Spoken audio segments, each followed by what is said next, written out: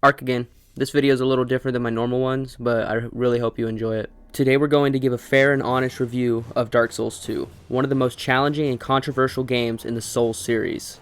I'm planning to be as open and honest with the issues and complaints for Dark Souls 2 as possible, and would love to hear if I missed anything that you want to talk about down below in the comments.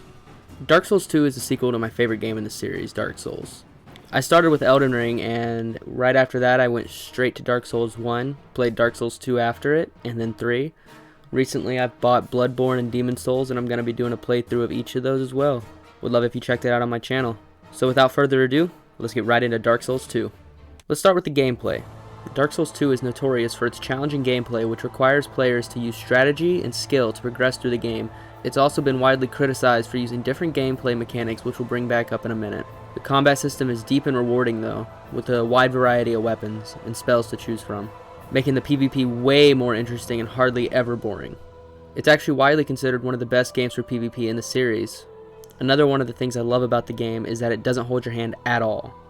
You're left to figure things out all on your own, which can be frustrating at times, but makes the victories all the more satisfying. Now let's talk about the graphics. Dark Souls 2 actually has some stunning graphics with really good visuals.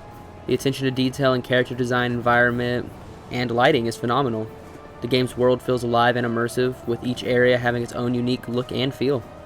Some locations even had interactive surroundings, like blowing up barrels to take out enemies or kicking a tree down to make a bridge. You can even walk into tree giants to travel through time. I often found myself just stopping and admiring the scenery, which I hardly ever do in games. The lore in Dark Souls 2 is another one of its strong points. The game is filled with hidden stories, mysteries, and secrets that the player can uncover as they progress through the game. For example, you spend the majority of the game being told to find and face the great King Vendrick. But when you make it there, the king has been gone for many, many years. The Vendrick we see didn't even attempt to fight, unless provoking him. He just mindlessly walks around his room in anguish. This game is rich and detailed, with more deep mythology and history that's waiting to be discovered. It's the type of game where you can spend hours reading item descriptions, talking to NPCs, and exploring the world, and still not know everything about the game. However, there are some downsides to Dark Souls 2 as well. One of the biggest complaints about it is its steep learning curve. The game doesn't hold your hand, and new players may find themselves dying repeatedly before they even get a hang of the game's mechanics. It can be frustrating at times, but the sense of accomplishment you feel when you finally overcome a tough boss or area is well worth it.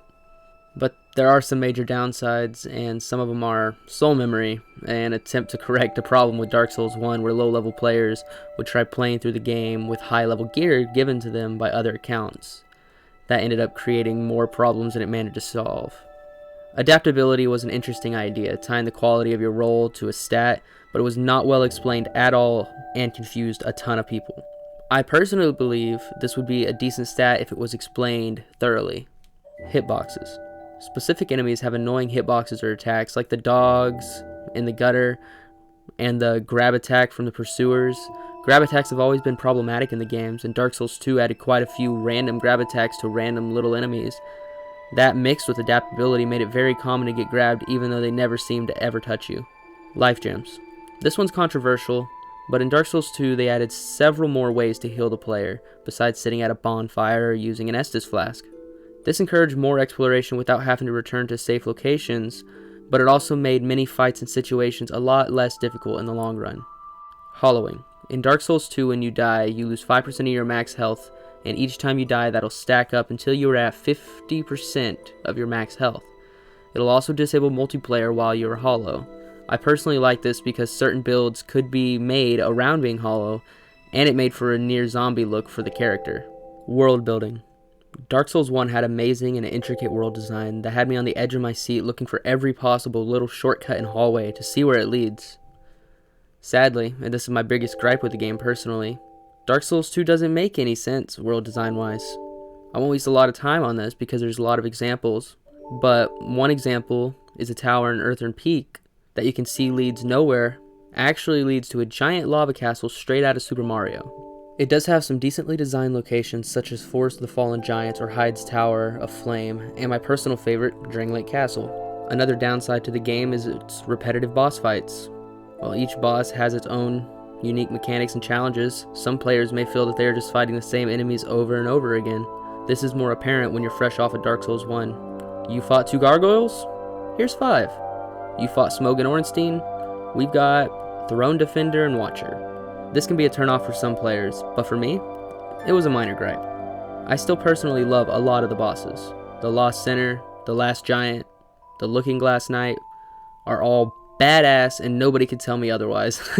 Overall, I think Dark Souls 2 is an amazing game. It's not for everyone, but if you're a fan of challenging gameplay, stunning graphics, and immersive lore, then you owe it to yourself to give this game a try. It's a game that rewards perseverance and skill, and it's one of the most satisfying gaming experiences I've ever had. So that's my review of Dark Souls 2. Let me know what you think in the comments below, and yeah, that's all I've got. Bye.